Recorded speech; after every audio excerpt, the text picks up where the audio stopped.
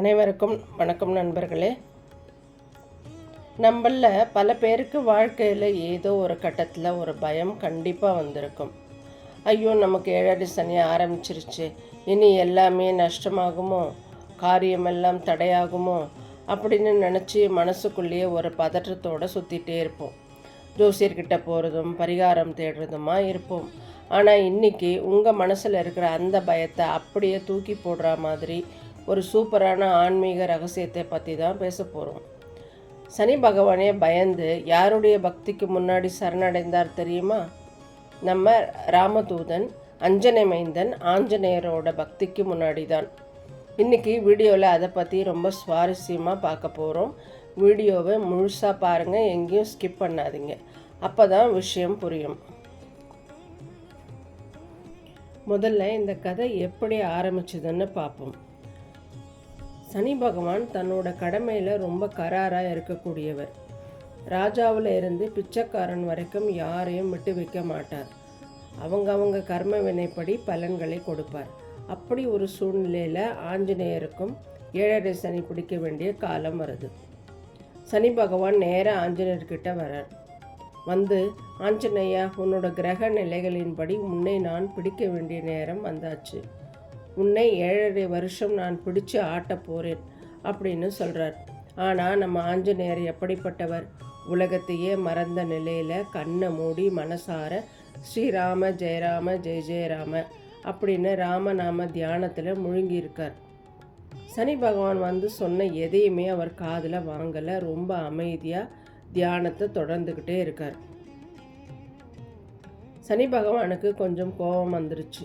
நம்மளை மதித்து ஒரு வார்த்தை கூட பேச மாட்டேங்கிறாரே அப்படின்னு நினச்சி, சரி, உன்னை நான் கட்டுப்பாட்டுக்குள்ளே கொண்டு வரேன் அப்படின்னு சொல்லிட்டு ஆஞ்சநேயரோட உடம்பில் ஒவ்வொரு இடமாக பிடிக்க பார்க்குறார். கை காலை பிடிக்கலாம்னு போனால் ஆஞ்சநேயர் ராமநாமத்தை ஜெபிச்சுக்கிட்டே கைகளை தட்டும்போது ஏற்படுற அதிர்வையும் ஆற்றலையும் சனி பகவானால் தாங்க முடியலை. சரி, உடம்போட மற்ற பாகங்களில் இடம் கிடைக்கலன்னு நேராக போய் ஆஞ்சநேயரோட தலை மேலே ஏறி உட்காந்துக்கிறார். தலை மேலே உட்காந்தா புத்தியை மாற்றலாம், இவரை நம்ம வழிக்கு கொண்டு வரலாம் அப்படின்னு சனி பகவான் நினைக்கிறார்.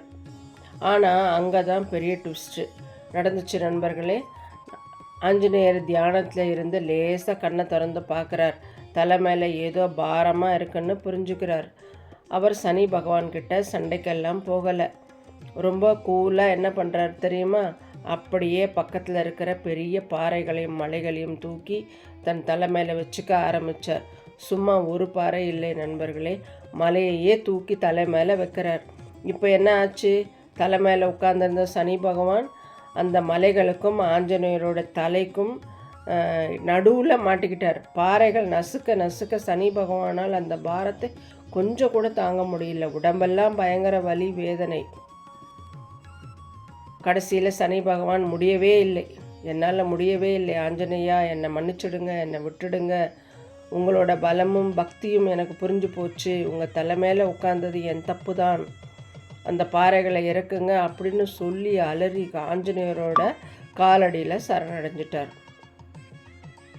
ஆஞ்சநேயரும் மனசு இறங்கி பாறைகளை இறக்கினார். அப்போது சனி பகவான் ரொம்ப நன்றியோட ஆஞ்சநேயர்கிட்ட ஒரு முக்கியமான வாக்குறுதி கொடுத்தார். அது என்ன தெரியுமா நண்பர்களே? அதுதான் இன்னைக்கு வரைக்கும் நமக்கெல்லாம் ஒரு பெரிய கவசம்.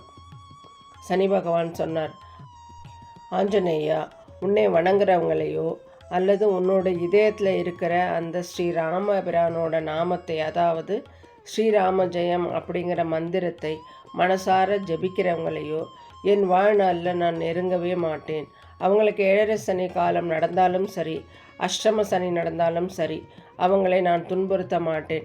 மாறாக அவங்களுக்கு நன்மைகளை மட்டுமே செய்வேன் அப்படின்னு வாக்குறுதி கொடுத்தார். அதுதான் நண்பர்களே, இந்த கதையிலிருந்து நாம் தெரிஞ்சுக்க வேண்டிய விஷயம் என்னென்னா, கிரகங்கள் அப்படிங்கிறது அவங்கவுங்க கடமையை செய்யுது. ஆனால் அந்த கிரகங்களோட தாக்கத்தில் இருந்து நம்மளை காப்பாற்றுற சக்தி பக்திக்கு மட்டுமே உண்டு. உங்களுக்கும் 7 சனி நடக்குதா, இல்லை வீட்டில் ஏதோ கஷ்டம் தடை இருக்கா? பயப்படாதீங்க. சனிக்கிழமைகளில் ஆஞ்சநேயர் கோயிலுக்கு போய் ஒரு வடை மாலை சாத்துங்க, இல்லைன்னா ஒரு வெத்தலை மாலையை போடுங்க. அதை விட முக்கியமாக தினமும் காலையிலையும் சாயங்காலமும் ஒரு 10 நிமிஷம் அமைதியாக உட்காந்து ஸ்ரீராம ஜெயம் எழுதுங்க. இல்லைன்னா மனசுக்குள்ளே ஜெபிங்க. ஆஞ்சநேயரோட அருளும் ராமநாமத்தோட சக்தியும் உங்கள் கூட இருக்கும்போது எந்த சனியும் உங்களை ஒன்றுமே செய்ய முடியாது. வர்ற துன்பமெல்லாம் பனி போல உருகி ஓடிடும். இந்த தகவல் உங்களுக்கு ரொம்ப பயனுள்ளதாக இருந்திருக்கும்னு நம்புகிறேன். உங்கள் ஃப்ரெண்ட்ஸ் ஃபேமிலி யாருக்காவது 7 சனி பயம் இருந்தால் அவங்களுக்கும் இந்த வீடியோவை ஷேர் பண்ணுங்கள். அவங்க பயம் போகட்டும். இது மாதிரி இன்னும் ஒரு அருமையான ஆன்மீக தகவலோட அடுத்த வீடியோவில் உங்களை பார்க்குறேன்.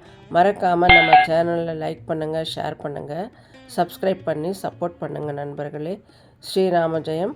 நன்றி. வாழ்க வளமுடன்.